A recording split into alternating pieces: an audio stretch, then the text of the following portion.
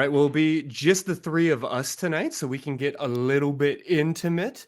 And Kara, let's get the ball rolling by hearing about what's got you turned on right now. Okay, so this is maybe going to be a little bit of a weird one. I don't know how much it's going to be turning anybody else on, but let me set the That's the scene good for you. stuff. That's the real good stuff. Well, so as I may have mentioned before on the channel, I used to live in Japan for a little while, and I lived there long enough to, realize all of the things that I missed about living in the States. And then when I finally came back home, I then realized all of the things that I missed about living in Japan. And one of those things was I am here to tell you, I'm pretty sure, as someone who has traveled to a lot of places in the world, I think I'm qualified to say this. Japan probably has the most advanced toilet technology of any place that I am aware of. And this includes the elaborate bidet toilet seats that do everything. They play music, they spray water in multiple directions at whatever temperature you want and at whatever intensity. And I mean, it's really nice. It's a transcendent experience. It's like having a nice warm shower. Anyway, I got used to that. And after I came back home to the US, that's bidets aren't really that popular here in the States, or at least they weren't until, when COVID hit that and we had the big toilet paper scare and, nobody had anything. Apparently, all of a sudden, bidets became a little bit more popular.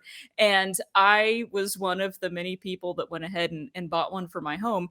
But the reason I'm bringing it up is because I noticed an article the other day about how it's, continued to grow in popularity in the States. And I even noticed the other day that you can purchase on Amazon or wherever you buy your toilet accessories portable bidets that you can take with you, like if you go A nice camping, or travel bidet. a nice travel bidet. Yeah.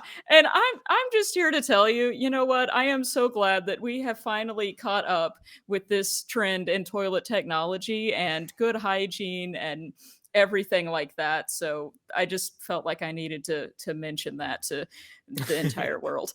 Yeah, no, I I have to mean, say, congratulations on a clean butt and unshackling yourself from big toilet paper. Yes, I, it is more eco-friendly. I had one of these portable bidets before, but I have to say that they do not compare to the Japanese one. It's like a water tap compared to a water park. Uh, Wow, that is a big claim. I need to up my toilet game, I guess. I don't know. I gotta yeah. I gotta call my plumber, or I don't know. We'll work it out. I mean, it's one of those things. If you feel good, you feel good, Yeah, well, That's all good I work. got. Glad to hear it. Adam, what's got you worked up right now? Well, I there's something I've been watching the last couple of weeks on and off, and it's not really turning me on. It's kind of turning me off. Mm, It's an American documentary called "What Is a Woman," and it discusses the discussion is about the transgender everything, the process, the way they feel, the transition, and everything. And while I am generally okay with disagreement and people opposing things, this particular documentary seemed to be a bit patronizing and a bit authoritative in pushing a particular agenda, if I may say. hmm Um, so yeah, it's been a little annoying for me to watch that documentary, but I also wanted to know the opposite point of view. Sure.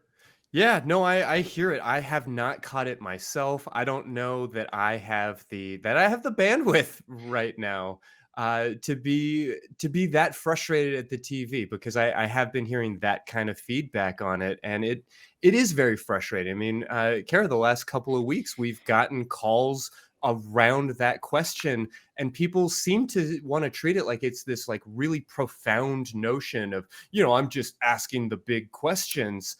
And the question that it really boils down to is like, but like, should trans people exist, I guess. I mean, it's so obnoxious. Yeah, Totally. these are not actual questions. They're loaded questions, or they're statements phrased as questions. And Mm-hmm. I have grown irritated as well with the number of things that come out that are calling themselves documentaries that do not seem to include a very balanced or academically rigorous look at the topic that they purport to discuss. And I imagine that may be one of them. So Mm-hmm. that is unfortunate that that has gotten out there and uh, been accessed by as many people as it has. Yeah, well, thankfully we have a incredible audience full of good skeptics. So I guess I'll just encourage everybody to be very curious and questioning of their gray square documentaries, and leave it at that for now.